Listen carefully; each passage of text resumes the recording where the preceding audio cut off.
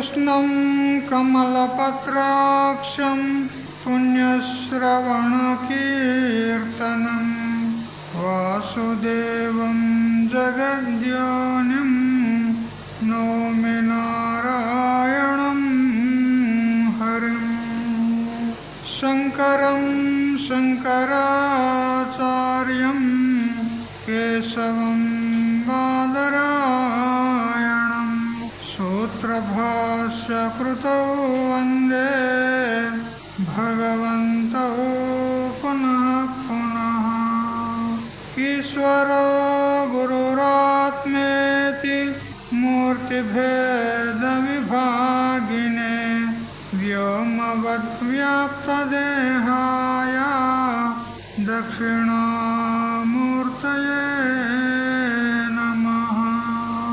युक्ताहारविहाराय विविक्तस्थलवासिने मलयाळयतीन्द्राय ब्रह्मनिष्ठाय ते नमः। गीता भागवताद्वैत तत्त्वामृतस्वरूपिणे गण्डीक्षेत्रनिवासाय रामकृष्णाय ते नमः। ॐ पूर्णमदः पूर्णमिदं पूर्णात् पूर्णमुदच्यते पूर्णस्य पूर्णमादाय पूर्णमेवावशिष्यते। ॐ शान्ति शान्ति शान्तिः।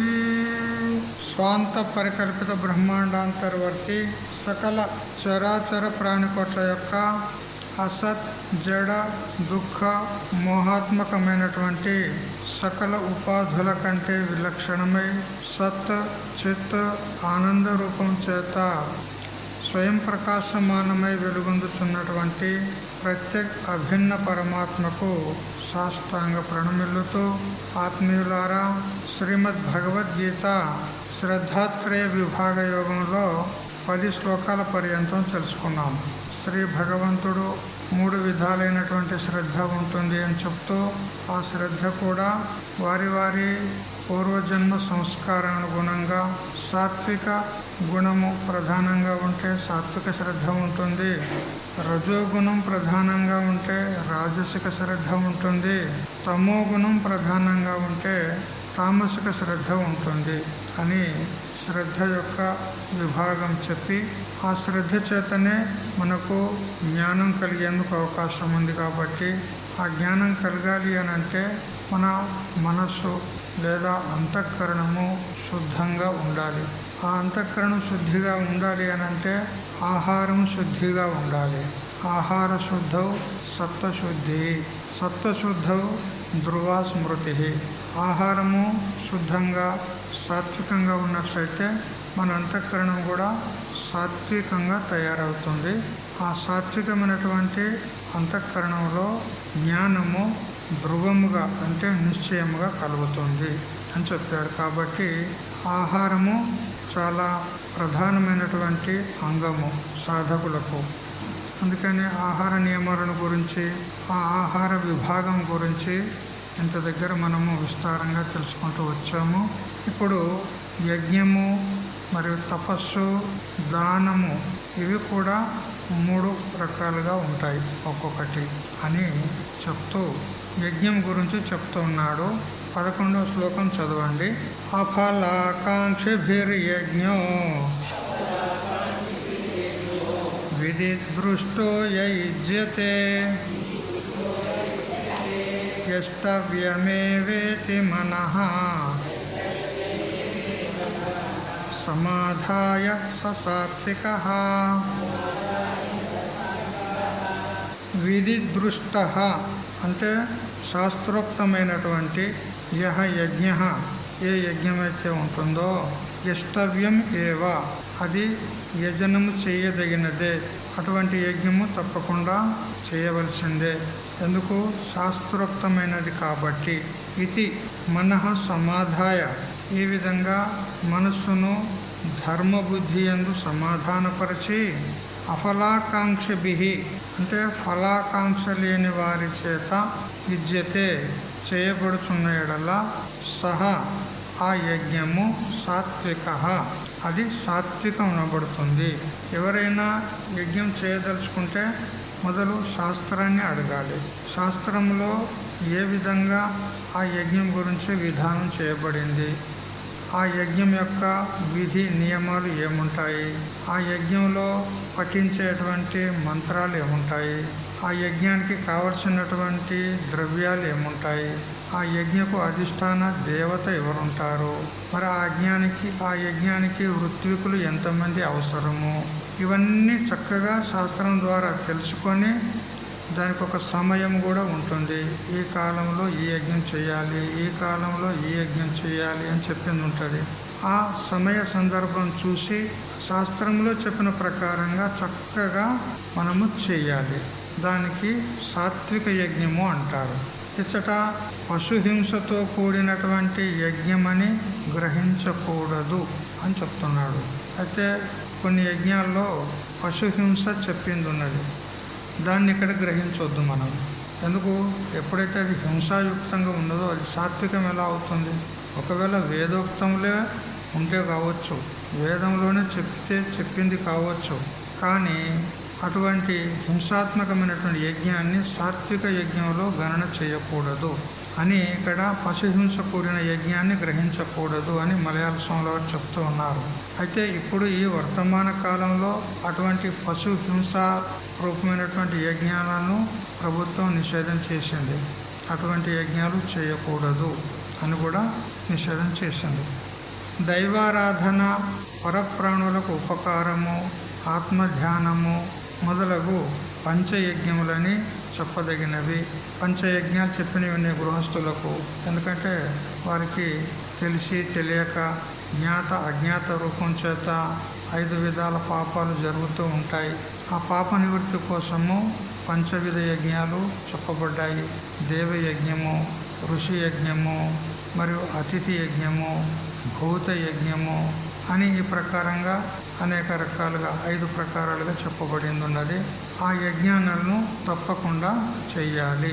అది కూడా దైవార్పితంగా చెయ్యాలి, భగవంతునికి అర్పించి దీని యొక్క ఫలము నాకు అపేక్షితము లేదు, కేవలం ఈశ్వరార్పణ బుద్ధితో నేను చేస్తున్నాను, మరియు ఇతర ప్రాణులకు ఉపకారం అయ్యేలాగా.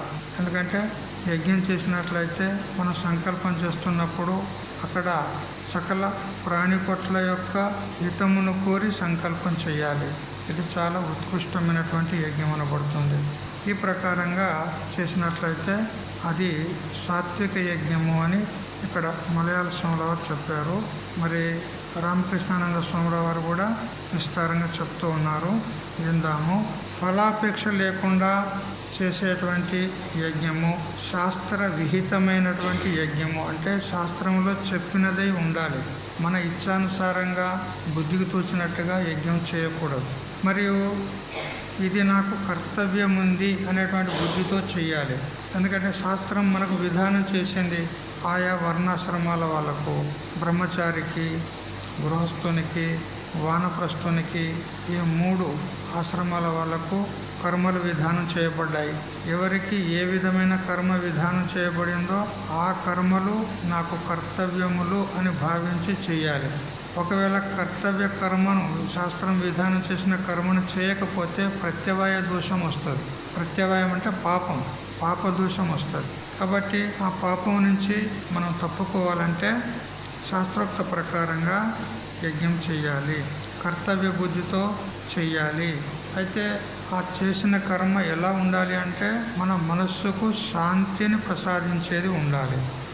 శాంతిని ఎప్పుడు ప్రసాదిస్తుంది అనంటే శాస్త్రోక్త ప్రకారంగా ఏ మాత్రం కూడా పొరపాటు లేకుండా చేసినప్పుడే మన మనస్సుకు సమాధానం కలుగుతుంది. ఒకవేళ శాస్త్రం కంటే వ్యతిరేక్తంగా అధికంగా చేసినా, శాస్త్రంలో చెప్పిన దాని ప్రకారంగా తక్కువ చేసినా, అంటే కొన్ని యజ్ఞాలు, ద్రవ్యాలు, మంత్రాలు చెప్పినవి ఉంటాయి. వాటిని మంత్రాలను ఎన్ని చదవాలో ఎప్పుడు చదవాలో ఒక్కొక్క హవిర్ ద్రవ్యం వేసేటప్పుడు ఒక్కొక్క మంత్రం వేరువేరుగా ఉంటుంది. ఆ శాస్త్రోక్త ప్రకారంగా మంత్రాలు చదవాలి. మరి శాస్త్రోక్త ప్రకారంగా అక్కడ విధానం చేసినటువంటి ద్రవ్యాలు వేయాలి. ఆ విధంగా చేసినట్లయితే అది సత్ఫలితాన్ని ఇస్తుంది. అప్పుడు కూడా మనకు సమాధానం ఉంటుంది, మనసుకు శాంతి ఉంటుంది. అంటే ఒక కృతకృత్యత్వ భావం ఏర్పడుతుంది. అంటే చక్కగా చేశాను, శాస్త్రోక్త ప్రకారంగా చేశాను అనేటువంటి ఒక తృప్తి అనేది ఉంటుంది. ఏ విధమైనటువంటి ఏ కొంచెము లోటు ఉన్నా కానీ, మంత్రాలు సరిగా చదవకున్నా కానీ, ద్రవ్యాలు సరిగా వేయకున్నా కానీ అప్పుడు అసంతృప్తిగానే ఉంటుంది, మనస్సుకు సమాధానం ఉండదు. అందుకని ఋత్వికులు అంటే బ్రాహ్మణులు కూడా మంచి అనుభవజ్ఞులను కూడా ఎన్నుకోవాలి. ఎవరినో అనుభవం లేని వారిని ఎన్నుకుంటే వాళ్ళు సరిగ్గా చదువుతారు, చదవరు. ఎందుకంటే మంత్రాలు కూడా సరిగ్గా చదవాలి. అందులో కూడా తలకట్టు, దీర్ఘము, ఉదాత్త, అనుదాత్త, స్వరిత ఇట్లాంటి తప్పులు కూడా పోవద్దు, కరెక్ట్ చదవాలి. ఆ విధంగా మంత్ర ఉచ్చారణ చేస్తేనే సరి అయినటువంటి ఫలము లభిస్తుంది, లేకపోతే లభించదు. త్వష్ట అనేటువంటి ఒకడు ఇంద్రుణ్ణి చంపగలిగేటువంటి కొడుకును కనాలి అని యజ్ఞం చేస్తాడు. ఆ యజ్ఞానికి అన్ని సామగ్రులు శాస్త్రోక్త ప్రకారంగా సమకూర్చాడు. ఋత్వికులను అంటే బ్రాహ్మణులను పిలిపించాడు. సరి అయినటువంటి తిథిలో ప్రారంభం చేశాడు. అన్నీ సరిగా జరిగినాయి. కానీ ఆ ఋత్వికులు మంత్రోచ్చారణ చేసేటప్పుడు మంత్రంలో ఉన్నటువంటి అక్షరాలను తప్పుగా చదవలే, సరిగ్గా అక్షరాలను ఉచ్చారణ చేశారు. కానీ ఆ అక్షరాల్లో ఉదాత్త, అనుదాత్త, స్వరిత అనేటువంటి భేదం చేత ఉచ్చారణ చేయవలసి ఉంటుంది.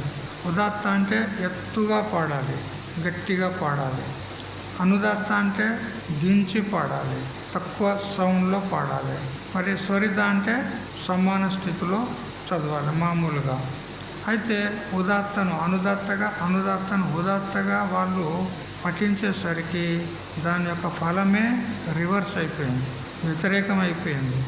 ఇంద్రుణ్ణి చంపగలిగేటువంటి కొడుకు పుట్టాలని యజ్ఞం చేస్తే ఇంద్రుని చేత చంపబడే కొడుకు పుట్టాడు, వృత్తాసురుడు. చూడు, చిన్న పొరపాటుకు ఫలము ఎంత భీషణంగా తయారైంది, విపరీత ఫలాన్ని ఇచ్చింది. అందుకని సరిగ్గా శాస్త్రోక్త ప్రకారంగా చేయాలి. అందరూ చేస్తూ ఉంటారు, యజ్ఞాలు చేస్తున్నామంటే చేసినామంటారు, అంతే. ఏం చేసినారో వాళ్ళకే తెలియదు కదా. ఇప్పుడు అక్కడ యజ్ఞానికి కావాల్సినటువంటి హవిరి ద్రవ్యాలు ఏమేమి కావాలి అవి సమకూర్చుకోవాలి కదా. కానీ కొందరు ఏం చేస్తారంటే ఏవో అగ్గసగ్గా మన ఇంట్లో ఉన్న ఇంత వడ్లు తెస్తారు, అక్కడ పక్కకు పెట్టుకుంటారు. ప్రతిదానికి ఏ మంత్రానికి కూడా వడ్లు వేసేది, స్వాహ స్వాహ స్వాహ. ఇదో యజ్ఞమా చెప్పండి? శాస్త్రం ఏ విధంగా చెప్పింది ఆ ప్రకారంగా చేయాలి. కానీ ఎన్ని వడ్లు లేదా జొన్నలు ఏవో ఒకటి తెస్తారు, ఆ ఒకటే అన్నిటికీ అన్నీ వేస్తారు, కలాస్. అది యజ్ఞం అనబడుతుందా? ఉల్టా ఫలం ఇస్తుంది. ఇప్పుడు మనం చెప్పుకున్నాం కదా, విపరీత ఫలాన్ని ఇస్తుంది. సత్ఫలం అయితే ఇయ్యదు, విపరీత ఫలాన్ని ఇస్తుంది. అది గమనించరు. ఏదో చెయ్యి ఏదో చేసినామంటే చెయ్యి అంతే, పేరుకు అని ఈ విధంగా చేస్తారు. అట్లా ఎప్పుడు కూడా చేయకూడదు. సరిగ్గా చేస్తాము అనేటువంటి నిశ్చయం కలిగితేనే చెయ్యాలి, లేకపోతే మానేయండి.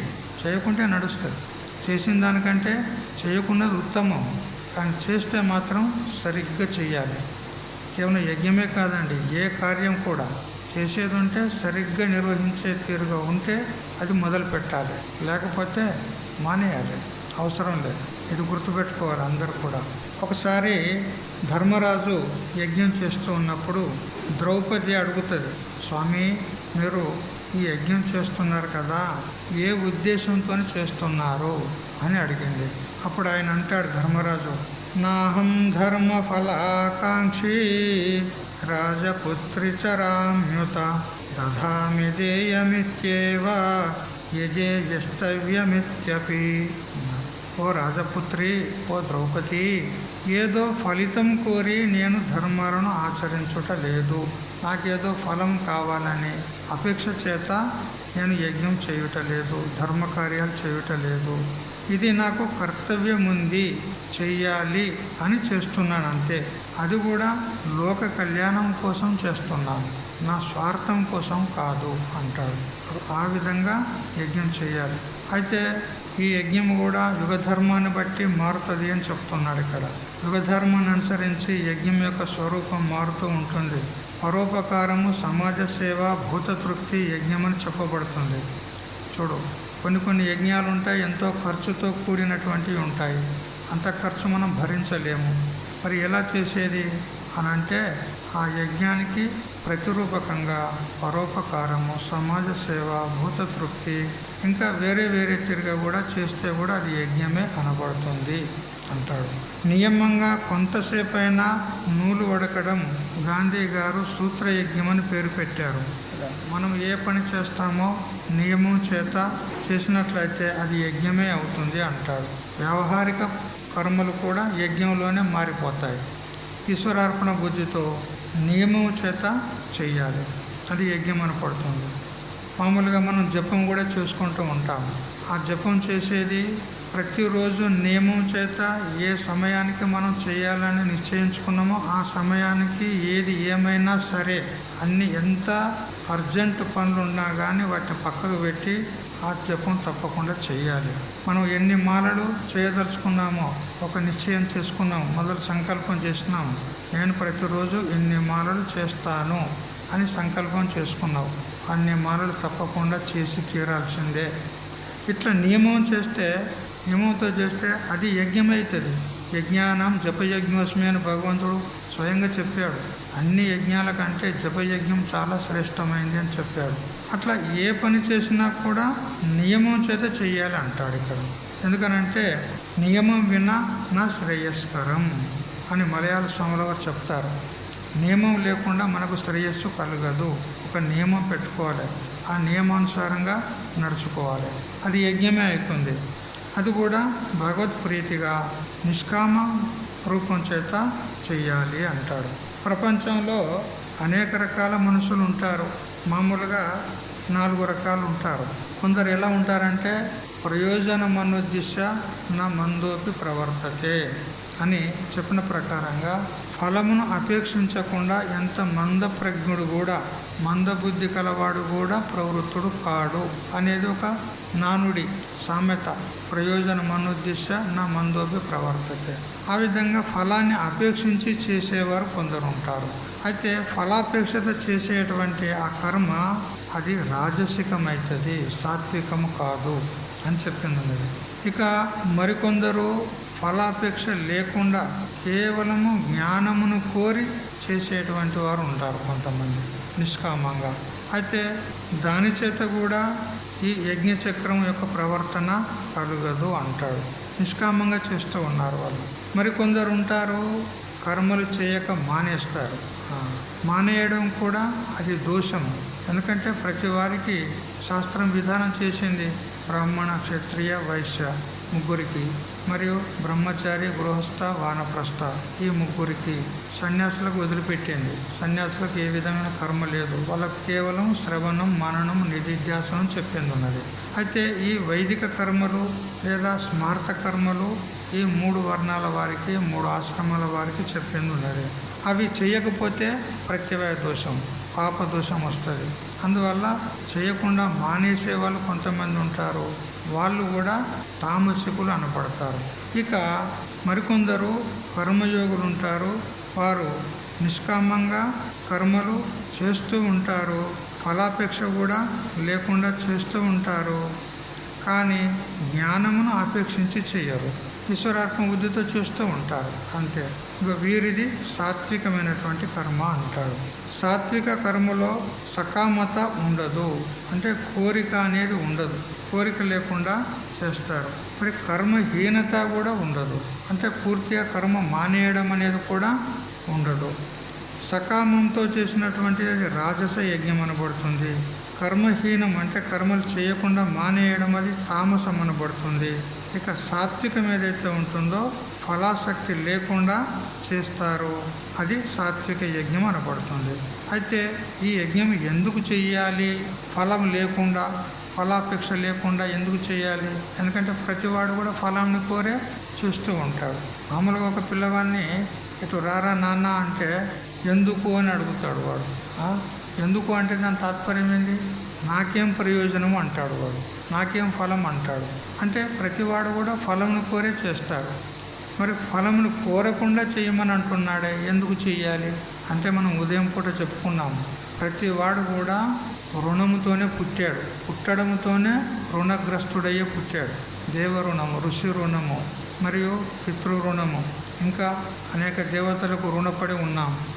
అందుకని ఆ రుణమును తీర్చుకోవడానికి ఆయా దేవతలను ఉద్దేశించి ఆ కర్మలు చేయాలి అని చెప్పింది. అది ఇక్కడ మనం ఫలమును కోరేది అవసరం లేదు. ఎందుకు? మొదలే మనం రుణం తీసుకొని వచ్చాం, మళ్ళీ ఫలం కోరేది ఎలా సంభవిస్తుంది?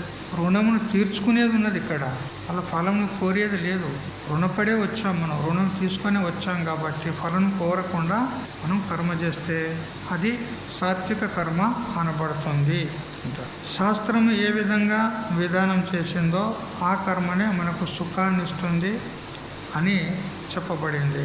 అయితే శాస్త్ర విధానాన్ని ఉల్లంఘించి మనసు చెప్పినట్టుగా ఇచ్చ వచ్చినట్టుగా చేసినట్లయితే అది ఒకవేళ మంచి కర్మే అయినప్పటికీ కూడా అది కేవలము శ్రమ మాత్రమే మిగులుతుంది, కానీ ఫలాన్ని ఇవ్వదు.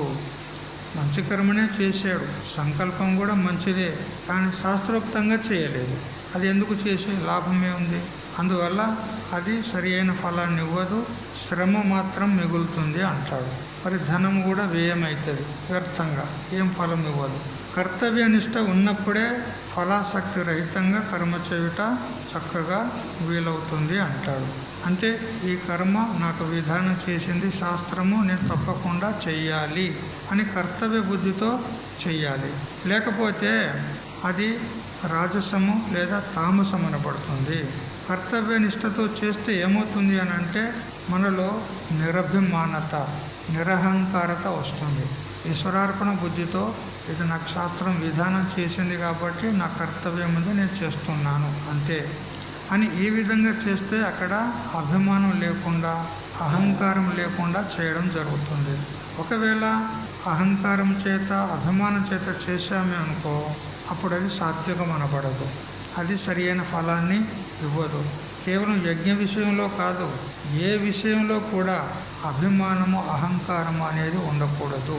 ఈ ఉపాధి చేత ఈశ్వరుడు చేయించుకుంటున్నాడు అంతే. నేను కేవలం ఏ విధంగా ఉన్నాను అంటే ఒక మన చేతిలోని పనిముట్టులాగా. ఏ విధంగా ఒక పుస్తకంలో ఏదైనా విషయం రాయాలి అని అంటే రాయడానికి ఆ కలం, ఆ పెన్ను ఒక సాధనంగా ఉన్నది. ఆ పెన్ను వలె నేను ఒక సాధనాన్ని ఉన్నాను. మనం కలాన్ని పట్టుకొని ఆ పెన్నును పట్టుకొని రాస్తాం. అట్లా నన్ను పట్టుకొని భగవంతుడు పని చేపిస్తున్నాడు, కార్యం చేపిస్తున్నాడు.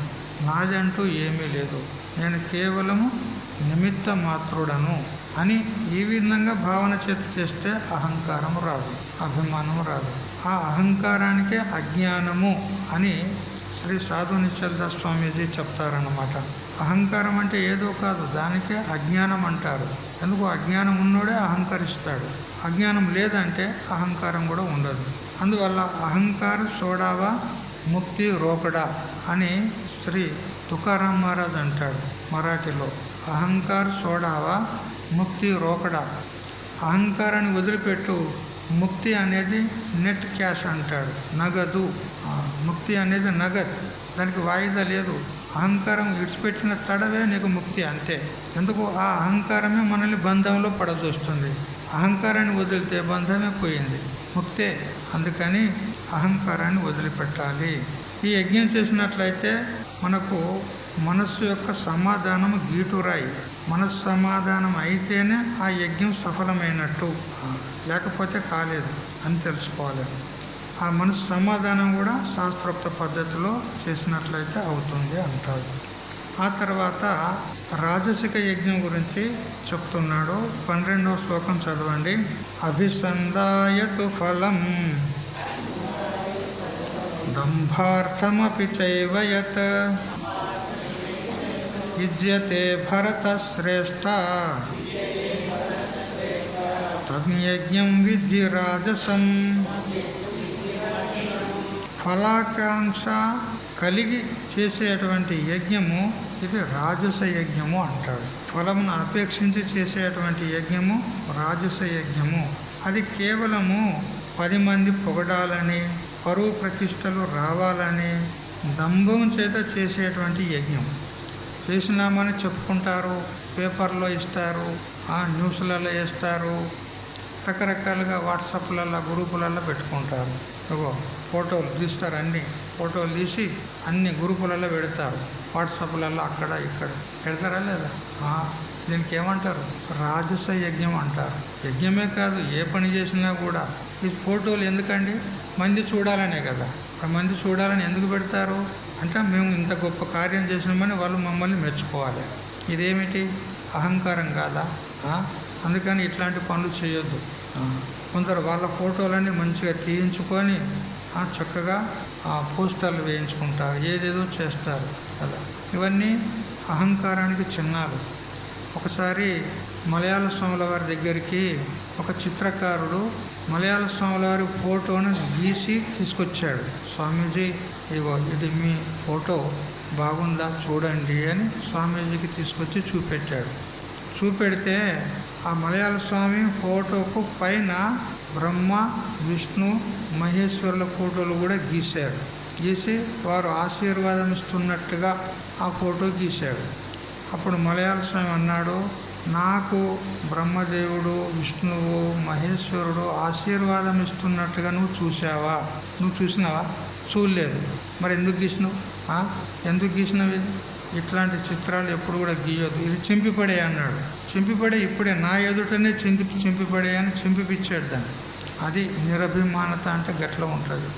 ఇప్పుడేమి అంతా ఫోటోలు వేసుకొని ముందు పత్రికలలో మొదటి ఫోటో నాదే ఉండాలి అని పెట్టుకుంటారు.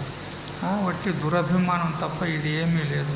కాబట్టి ఈ కార్యాలు చేస్తే ఫోటోలు తీసేది, పేపర్లకు ఇచ్చేది, గ్రూపులలో పెట్టేది, ఇదంతా మూర్ఖత్వం తప్ప మరో ఇంకోటి ఏమి లేదు ఇక్కడ. అంటే మేము ఇంత గొప్ప కార్యక్రమం చేస్తున్నాము అని మందికి చెప్పుకోవడానికి, ఇది దంభాచారం తప్ప ఏమీ లేదు. అది చెప్పినాడు ఇక్కడ. 10 మంది పొగడాలని, పరువు ప్రతిష్టలు రావాలని దంభం ఆచారం చేత చేసేటువంటి యజ్ఞం ఇది రాజస యజ్ఞం అనబడుతుంది. తనలోని దోషాలను, మోసాలను కప్పిపుచ్చే కోసం చేసే యజ్ఞాలు రాజస యజ్ఞం. వాళ్ళలో అనేక దోషాలు ఉంటాయి. ఆ దోషాలను కప్పిపుచ్చుకోవడానికి ఈయన సాత్వికుడు ఉన్నాడు, మంచి భగవద్భక్తుడు ఉన్నాడు, సాధకుడు ఉన్నాడు, మంచి ధర్మజ్ఞుడు ఉన్నాడు అని మందితోనే అనిపించుకోవాలి. వాడు చేసేదాన్ని దుర్మార్గం పనులు. అయితే ఆ దుర్మార్గం పనులను కప్పిపెట్టుకోవడానికి నేను ధర్మజ్ఞుని అని లోకంలో చాటి చెప్పుకొని వాని యొక్క దోషాలను కప్పిపెట్టుకుంటాడు. ఇట్లా చేసేటువంటి ఈ కర్మలు, ఈ యజ్ఞాలన్నీ ఎటువంటివి అంటే రాజస యజ్ఞాలు అనబడతాయి. అలాంటి యజ్ఞం వల్ల వ్యయ ప్రయాసలే కానీ శ్రమకు తగిన ఫలము లభించదు అని చెప్పేశారు. తర్వాత 3వది తామస యజ్ఞం. అది ఎలా ఉంటుంది? శ్లోకం చదవండి. విధిహీనమసృష్టాన్నం మంత్రహీనమదక్షిణం శ్రద్ధా విరహితం యజ్ఞం తామసం పరిచక్షతే. చూడు ఇక్కడ విధిహీనం ఒకటి, అసృష్టాన్నం రెండవది, మంత్రహీనం మూడవది, అదక్షిణం నాలుగవది, శ్రద్ధ విరహితం ఐదవది. ఈ 5 లక్షణాలు చెప్పినాడు. తామస యజ్ఞానికి 5 లక్షణాలు ఉంటాయి. విధిహీనం అంటే వేదంలో చెప్పిన ప్రకారంగా, శాస్త్రంలో చెప్పిన ప్రకారంగా చేయకుండుట విధిహీనం అంటాడు. శాస్త్రాన్ని ఉల్లంఘించి శాస్త్రం చెప్పినటువంటి ప్రకారానికి మరో ప్రకారంగా చేయడం, శాస్త్రం చెప్పింది వదిలేసి తన ఇచ్చ వచ్చినట్టు, మనసుకు నచ్చినట్టు చేయడము, ఇది తామస యజ్ఞం అనబడుతుంది. ఇంతకు పూర్వమే 16వ అధ్యాయంలో కూడా భగవంతుడు చెప్పాడు చివర్లో, యత్శాస్త్ర విధిముత్సృజ్య వర్తతే కామకారత నససిద్ధ్యం అవాప్నోతి న సుఖం న పరాంగతిం అని చెప్పినాడు. శాస్త్ర విధిని ఉల్లంఘించి కామకారత అంటే తన ఇచ్చ వచ్చినట్టు కనుక చేసినట్లయితే అటువంటి వానికి ఇహలోకంలో సుఖం లేదు, పరలోకంలో సుఖం లేదు, మోక్షానికి ఆశ లేదు. చూసారా? అందుకని ఏ కార్యం చేసినా కూడా శాస్త్రోక్త ప్రకారంగా చేయాలి. ప్రతి కార్యం కూడా శాస్త్రం విధానం చేసింది. నువ్వు ఏ కార్యం చేయాలనుకున్నావు దానికి ఈ విధానం ఉన్నది, చూడు, శాస్త్రాన్ని అడిగి తెలుసుకో. లేదా పెద్దలు ఉంటారు, తెలిసిన వారు ఉంటారు, వాళ్ళని అడిగి తెలుసుకో. అంతేగాని మన ఇచ్చ వచ్చినట్టు చేయకూడదు. అలా చేసినట్లయితే అది తామస యజ్ఞం అనబడుతుంది. జీవితాన్ని యజ్ఞమయంగా చేసుకునేందుకు విధి విధానాలను తెలియడము, వాటిని ఆచరణలో పెట్టడము అత్యంత ఆవశ్యకమై ఉంటుంది. చూడు, మన జీవితాన్ని ఒక యజ్ఞమయంగా చేసుకోవాలి. చూస్తారు కదా, మన మహాత్ముల యొక్క చరిత్రలు మీరు వింటూ ఉంటారు. వారి చరిత్రలు వినండి, అద్భుతమైనటువంటి దివ్యమైనటువంటి చరిత్రలు. వారి జీవితమే ఒక యజ్ఞం అన్నమాట. వారు ఒక్కొక్క అడుగు తీసి ఒక అడుగు పెట్టాలంటే కూడా వాళ్ళు శాస్త్రాన్ని అడిగే పెట్టేవారు. ఏ పని చేయాలన్నా కానీ శాస్త్రోక్త ప్రకారంగా చేసేవారు. అందుకనే వారి యొక్క జీవనం దివ్య జీవనం అయింది. కాబట్టి మన యొక్క జీవితాన్ని కూడా యజ్ఞమయంగా చేసుకోవాలంటే, దివ్య జీవనంగా చేసుకోవాలంటే శాస్త్ర విధిని ఉల్లంఘించకూడదు. శాస్త్రోక్త ప్రకారంగా చెయ్యాలి, ఆచరణలో పెట్టాలి. నా శ్రేయో నియమం వినా, చూడు, నియమం లేకుండా శ్రేయస్సు అనేది లేదు అని మలయాళ స్వాముల వారు చెప్పారు. ఈ విధంగా శాస్త్రోక్త ప్రకారంగా చేయాలి. కానీ మరి సంప్రదాయాన్ని వదిలిపెట్టి శాస్త్రాన్ని ఉల్లంఘించి హఠము చేత రాగద్వేషాలకు వసుడయ్యి నిర్లక్ష్యంగా శ్రద్ధ లేకుండా చేసినట్లయితే అది తామస యజ్ఞము అనబడుతుంది.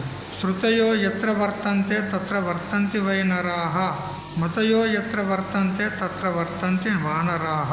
చూడు, ఎక్కడైతే శాస్త్రోక్త ప్రకారంగా విధి విధానంగా కర్మలు జరుగుతూ ఉంటాయో అక్కడ నరులు ఉన్నారని తెలుసుకోండి, మనుషులు ఉన్నారని తెలుసుకోండి. ఎక్కడైతే శాస్త్రాన్ని ఉల్లంఘించి ఇచ్చవచ్చిన ప్రకారంగా వర్తిస్తూ ఉంటారో అక్కడ నరులు కాదు వానరులు ఉన్నారని తెలుసుకోండి అంటాడు. ఇది విధియుక్తంగా శాస్త్రయుక్తంగా ఆచరించడంతో కర్మ శీఘ్రంగా సంపన్నమవుతుంది, మరి సఫలమవుతుంది. శాస్త్రోక్త ప్రకారంగా విధియుక్తంగా మనం ఆచరించినట్లయితే ఆ కర్మ శీఘ్రంగా ఫలమిస్తుంది, అది సుసంపన్నమవుతుంది, ఫలవంతమవుతుంది. విధిహీనంగా కర్మ చేసినట్లయితే అక్కడ సమయము వ్యర్థమవుతుంది. ఎంతసేపు అయితే మనం ఆ కర్మ చేస్తామో అంత సమయము వృధా అయిపోతుంది, మరియు మన శక్తి వృధా అయిపోతుంది, దానికి వెచ్చించినటువంటి ధనము వృధా అయిపోతుంది కదా. మరి మనకు సుఖము కలగది, తిరుగా దుఃఖం కలుగుతుంది, దుఃఖాన్ని ఇస్తుంది, విపరీత ఫలాన్ని ఇస్తుంది. మరి ఏం లాభం చెప్పండి అటువంటి తామసిక కర్మలు చేయడానికి? అందుకని స్వేచ్ఛాచారి అయి చేసే యజ్ఞము దక్షుని యజ్ఞం లాంటి తామస యజ్ఞం అనబడుతుంది అంటాడు. అసలు దక్ష ప్రజాపతి కూడా యజ్ఞం చేశాడు. యజ్ఞం చేసి శివునికి ఇవ్వాల్సినటువంటి హవిస్సులు ఇవ్వలేదు. మరి శివుడైతే స్వయంగా అల్లుడు ఉన్నాడు దక్ష ప్రజాపతికి, శివుణ్ణి కూడా పిలవలేదు, ఆమంత్రణం కూడా ఇవ్వలేదు. సరే, ఇవ్వకుంటే ఇవ్వపాయ అని శివుడు ఉదాసీనంగా ఉన్నాడు. అతడు పిలువనందువల్ల ఏం కోపానికి రాలేదు శివుడు. అయితే పార్వతీదేవికి అనిపించింది, మా తండ్రి గారు కదా, మా తల్లి గారు కదా, మా తల్లిగారు పండుగ చేసుకుంటున్నారు, యజ్ఞం చేసుకుంటున్నారు, అటువంటి యజ్ఞంలో నేను పోతే బాగుంటుంది కదా అని అనిపించింది ఆమెకు. అప్పుడు మరి భర్త ఆజ్ఞ తీసుకోవాలి కదా అని చెప్పి శివుని దగ్గరికి వచ్చి, స్వామి, మా తండ్రి గారు యజ్ఞం చేస్తున్నారు, నాకు పోవాలనిపిస్తుంది అన్నది. అంటే నీకు రమ్మని కబురంపాడా అని శివుడు అన్నాడు. పంపలేదు. మరి ఎందుకు పోతావు నువ్వు? పిలువని పేరంటే మనం అంటారా లేదా? పిలవకుండా పోతే అక్కడ విలువ ఉంటుందా? నీకు ఎవడు పిలిచిండు, ఎందుకు వచ్చినావు అంటాడు వాడు. విలువ ఉంటుందా? విలువ ఉండదు. అందుకని నీకు కబురు పంపలేదు కాబట్టి పోవుట తగదు అని శివుడు అన్నాడు. లేదండి, మా తండ్రి గారే కదా, ఏం నేను పోతే కాదంటాడా? ఇంకా సంతోషపడతాడు మా అమ్మాయి వచ్చింది అని. అంటే చూడు, నాకు ఇవ్వాల్సినటువంటి హవిర ద్రవ్యాలు ఇస్తలేడు, నన్ను ఆమంత్రణం చేయలేదు. మరి ఇప్పుడు నన్ను అవమానించినట్టే కదా మీ తండ్రి గారు. మరి నన్ను అవమానించినప్పుడు మరి నిన్ను కూడా అవమానించినట్టు కాదా కదా? భర్త గారిని అవమానించినట్లయితే భార్యకు అవమానం ఉంటుందా లేదా? కలుగుతుంది. శంకరాచార్యుల యొక్క జీవిత చరిత్రలో కూడా మండన మిశ్రునితోని శంకరాచార్యులు వాదన చేసేటప్పుడు వాళ్ళ యొక్క ఒప్పందం ఏంటంటే మండన మిశ్రుడు ఓడిపోతే శంకరాచార్యుల వారికి శిష్యుడు కావాలి. శంకరాచార్యులు ఓడిపోతే ఆ సన్యాసానికి సన్యాసం ఇవ్వాలి. తెలిసిందా? సన్యాసానికి సన్యాసం ఇవ్వాలి అంటే సన్యాసం వదిలిపెట్టాలి. సన్యాసం వదిలిపెట్టి గృహస్థాశ్రమాన్ని స్వీకరించాలి అని ఇట్లా నియమం పెట్టుకొని వాదానికి దిగినారు. అప్పుడు వాదంలో సురేశ్వరాచార్యులు ఓడిపోయాడు. అయితే ఆ వాదం ప్రారంభం చేయుటకు మొదలే ఇద్దరి మెడలో మాల వేస్తుంది ఉభయభారతీదేవి, మండన మిశ్రుని యొక్క భార్య. ఉభయభారతీదేవి సాక్షాత్ సరస్వతీదేవి యొక్క అవతారం. మరి మండన మిశ్రుడు ఎవరో కాదు, బ్రహ్మదేవుని యొక్క అవతారం. ఈ శివుడు ఎవరో కాదు, సాక్షాత్ శివుని యొక్క అవతారం. అయితే మాల వాడిపోయిందనుకో, వాదం చేయగా ఎవరి మెడలోని మాల వాడిపోతుందో వాళ్ళు ఓడిపోయినట్లు అని ఇట్లా నియమం పెట్టి వాదానికి దిగినారు. చాలా రోజులుగా వాదం చేశారు. ఒక రోజులో కాలే వాదం ఎందుకంటే మండల మిశ్రుడు చాలా గొప్ప మేధావి, మహాపండితుడు. అటువంటి వానితో యుద్ధం అంటే వాగ్యుద్ధం చేయడానికి ఏ పండితుడు కూడా సాహసించేవాడు కాదు, అంత గొప్ప పండితుడు. అటువంటి వానితో వాదం చేయడం సామాన్యం కాదు. అయినా కానీ శంకరుడు, సాక్షాత్ శంకరుడు, శంకరాచార్య, ఆ సాక్షాత్ శంకరుడే శంకరాచార్యుడు కాబట్టి అతనితో వాదన చేసి కొన్ని రోజులు, మొత్తం 18 రోజులు జరిగిందని చెప్తున్నది. అయితే కొన్ని రోజులు కాగానే ఆ మండన మిశ్రుని యొక్క మెడలో సగం వరకు మాల వాడిపోయింది. సగం మాల ఉంది, మంచిగా ఉంది, పూలు నిగనిగ ఉన్నాయి. సగం మాల వాడిపోయింది. అప్పుడు మండన మిశ్రుడు ఇక వాదం చేయలేకపోయాడు శంకరునితో. ఇక ఓటమిని ఒప్పుకోవడానికి సిద్ధమైనాడు. వెంటనే ఉభయభారతీదేవి లేచింది. ఆగు, నేను ఉన్నాను కదా. ఎందుకనంటే భార్య భర్తకు సగభాగం. ఇప్పుడు నా భర్తని గెలిచావంటే సగమే గెలిచావు, పూర్తిగా గెలవలేను. సగభాగం నేనున్నాను కాబట్టి నన్ను ఓడిస్తే నువ్వు మండన మిశ్రుని పూర్తిగా గెలిచినట్టు. అందుకని నన్ను కూడా ఓడించు, అంటే నాతోను కూడా వాదానికి దిగు అన్నది. చూసారా? ఈ చెప్పే తాత్పర్యం ఏంటంటే ఆ కథ చాలా పొడుగుంటుంది, ఒడిసేది కాదు. కానీ చెప్పే తాత్పర్యం ఏంటంటే భర్తకు అవమానం జరిగితే భార్యకు కూడా అవమానం జరిగినట్టే. ఎందుకు? భర్తలో సగభాగం భార్య, అర్ధనారీశ్వరుడు శివుడు ఉన్నాడు కదా. అందువల్ల శివుడు అన్నాడు, చూడు, నీ తండ్రి నన్ను అవమానించాడు కాబట్టి, నిన్ను కూడా అవమానించాడు కాబట్టి నువ్వు వెళ్ళడానికి వీల్లేదు అని అంటే ఇక వినడం లేదు పార్వతీదేవి. ఏమండి, ఎట్లయినా పోవాలి, మా తండ్రే కదా, మా తల్లిగారే కదా, నన్ను కాదంటాడా అని అన్నది. అప్పుడు శివుడు అన్నాడు, చూడు, నాకైతే ఇష్టం లేదు, నీ ఇష్టం, పోయేది ఉంటే పో అన్నాడు. భర్త ఆజ్ఞను ఉల్లంఘించి పోయింది కదా. ఇప్పుడు భర్త ఆజ్ఞను ఉల్లంఘించి పోయింది. అక్కడికి పోయిన తర్వాత తన తండ్రి నా బిడ్డ కదా అని సంతోషపడాలి కదా. లేదు, ఎందుకు వచ్చినావు, అట్లా ఇట్లా, నీ మొగుడు శ్మశానంలో ఉంటాడు, ఎన్నెన్నో మాటలు అంటాడు, అవమానపరిచేలాగా మాటలు అంటాడు, శివుణ్ణి నిందిస్తాడు. ఆ నిందను భరించలేక ఆ పార్వతీదేవి ఆమె అగ్నిని, యోగాగ్నిని రగిలించుకొని ఆ మంటలో ఆమె భస్మైపోతుంది. చూడు, ఇక్కడ 2 నీతి మనకు ధర్మాలు తెలుసుకోవాలి. ఒకటి, పెద్దలు చెప్పగా వినకపోతే దాని పరిణామం ఏమవుతుంది కదా. ఇప్పుడు భర్త చెప్పినా కూడా వినకుండా పోయింది, పరిణామం ఏమైంది? తానే స్వయంగా శరీరాన్ని త్యాగం చేయవలసి వచ్చింది. ఇంకొకటి, దేవతలను కానీ పూజ్యులైనటువంటి గురువులను కానీ పెద్దలను కానీ అవమానపరిస్తే దాని ఫలితం ఏముంటుంది, అది కూడా ఆ యజ్ఞంలో మనకు తెలుస్తుంది. ఎప్పుడైతే ఆ పార్వతీదేవి భస్మైపోయిందో ఆ వార్త విన్న తర్వాత శివుడు కోపించి అక్కడ వీరభద్రుని సృష్టించాడు. వీరభద్రుని సృష్టించి వెళ్ళి ఆ యజ్ఞాన్ని మొత్తం ధ్వంసం చేసి వాడిని కూడా చంపే అన్నాడు. ఎవరిని? దక్షుణ్ణి. అప్పుడు వీరభద్రుడు సైన్యంతో సహా పోయి మొత్తం విధ్వంసం చేశాడు. ఆ యజ్ఞాన్ని అంతా ధ్వంసం చేసి చివరికి దక్షుని కూడా తల నరికేశాడు. చూడు, పెద్దలను, దేవతలను, పూజ్యులను అవమానపరిస్తే, అగౌరవపరిస్తే దాని ఫలితం ఏమైంది? నాశనం అయిపోయింది. ఆ యజ్ఞం ఏమి యజ్ఞము? తామస యజ్ఞం అనబడుతుంది. దానికోసం దృష్టాంతంగా చెప్పుకుంటున్నాం మనం ఇక్కడ.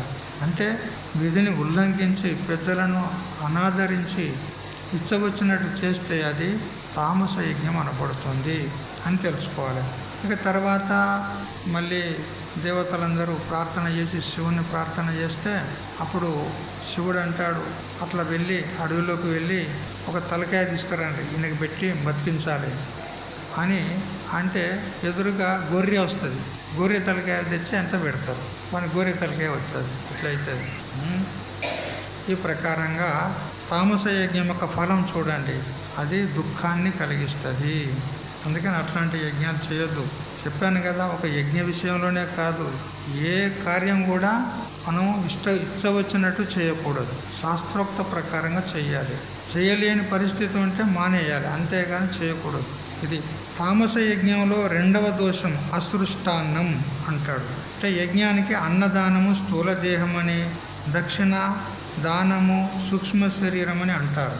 యజ్ఞం చేసిన తర్వాత అన్నదానం చెయ్యాలి. అన్నదానం చేయకుంటే ఆ యజ్ఞము అది పూర్ణ ఫలాన్ని ఇవ్వదు. అది కూడా తామస యజ్ఞం అనబడుతుంది. పుణ్యకార్యాల్లో అన్నదానాన్ని ముఖ్యమైన అంగంగా పెద్దలు చెప్తారు. కేవలం యజ్ఞ కార్యమే కాదు, ఏ కార్యం చేసినా కూడా అన్నదానం చేయాలి. చేతనైనంత ఒక 5 మందికి చేయగలిగించినా అది పుణ్యమే అని గణన అవుతుంది. కాబట్టి అన్నదానం చేస్తేనే ఆ కర్మ పూర్ణ ఫలాన్ని ఇస్తుంది. అన్నం బహుకుర్వీత తద్వ్రతం అని అంటూ మనకు వేదం చెప్తుంది. అన్నాన్ని బాగా దానం చేసుకో, ఎందుకంటే ఇతరులకు ఇచ్చిందే నీది, నాది అని పెట్టుకుంటే అది నీది కాదు అంటాడు. పెట్టిందే నీది, పెట్టంది నీది కాదు అని చెప్తున్నది. కాబట్టి అన్నదానం బాగా చేసుకో అని చెప్తున్నది. అన్నదానం లేని యజ్ఞం అది తామస యజ్ఞం అనబడుతుంది. మరియు మంత్రహీనం అనేది కూడా తామస యజ్ఞానికే 3వ లక్షణం. ఇప్పుడు చెప్పుకున్నాం కదా, వృత్తాసురుని యొక్క దృష్టాంతం.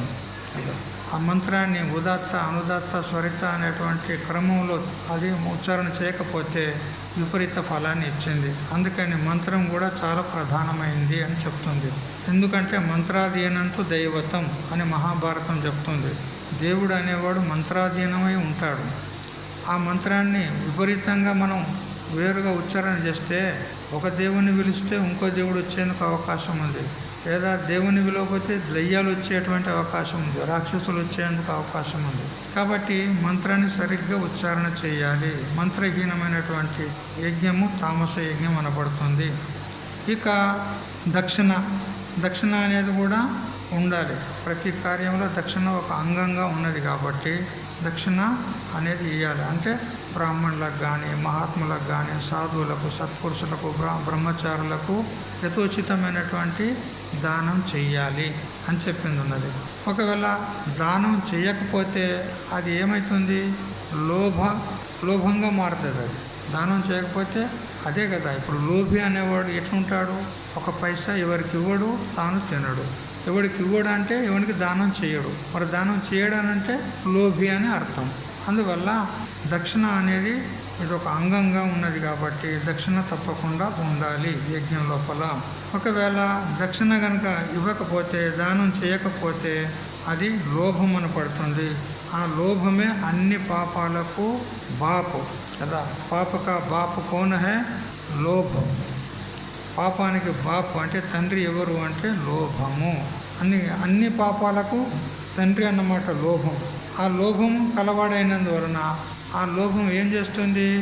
ముందుగా చెప్పుకున్నాం కదా 16వ అధ్యాయంలో, కామ క్రోధ తథా లోభ త్రివిధం నరకస్యేదం ద్వారం నాశనమాత్మనః అని చెప్పింది. కామము, క్రోధము, లోభము ఇవి నరకానికి ద్వారాలని చెప్పింది. మరి ఎప్పుడైతే వాడు దానం చేయకుండా, దక్షిణలు ఇవ్వకుండా కర్మ చేసి వాడు లోభాన్ని కనుక పొందినట్లయితే అది వానికి నరకానికి హేతు అవుతుంది. అది తామస యజ్ఞం అనబడుతుంది. చూసారా? పెట్టింది తనది, పెట్టుకున్నది ఇతరులది. ఇతరులు పెట్టింది తనది, తనకని పెట్టుకున్నది అది ఇతరులది. ఈ విధంగా చెప్పింది ఉన్నది. కొట్టక వాదు లేదు, పెట్టక ముక్తి రాదు. ఇది ఒక సామెత. కొట్టక వాదు లేదు, అంటే ఎవరైనా కొట్లాడుకుంటే అక్కడ లడాయి వాళ్ళు తయారవుతుంది.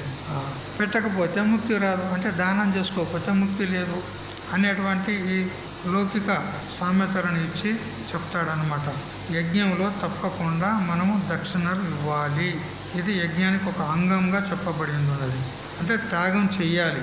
ఈ ప్రకారంగా అదక్షిణం అనేదాన్ని చెప్పినాడు. ఇక శ్రద్ధ విరహితం యజ్ఞం. శ్రద్ధ లేకుండా యజ్ఞం చేయకూడదు. ఏదో చెయ్యండి ఏదో చేయండి, కార్యక్రమం పెట్టుకున్నాం కదా, పెట్టుకున్నప్పుడు ఏదో యజ్ఞం చేయాలి కదా, చెయ్యండి అని ఉపేక్షగా చేయకూడదు, శ్రద్ధతోని చెయ్యాలి. శ్రద్ధ విరహితం యజ్ఞం తామసం పరిచక్షతే. శ్రద్ధ లేకుండా చేసేటువంటి యజ్ఞము ఇది తామస యజ్ఞము అనబడుతుంది, కపట యజ్ఞము అనబడుతుంది, స్వార్థపూరితమైనటువంటి యజ్ఞం అనబడుతుంది. అందువల్ల అది తామస శ్రద్ధ, తామస యజ్ఞము అని ఈ విధంగా 3 విధాల యజ్ఞాలను తెలుసుకున్నాం. సాత్విక, రాజసిక, తామసిక 3 యజ్ఞాల గురించి చెప్పుకున్నాము. తర్వాత ఇక తపస్సు మరియు దానము వాటి గురించి కూడా చెప్తాడు. ఆ విషయం క్రమంగా రేపటి నుంచి తెలుసుకుందాం. హరి ఓం తత్సత్. ఓం సహనావతు సహనో భునక్తు సహ వీర్యం కరవావహై తేజస్వినావధీతమస్తు మా విద్విషావహై. ఓం శాంతి శాంతి.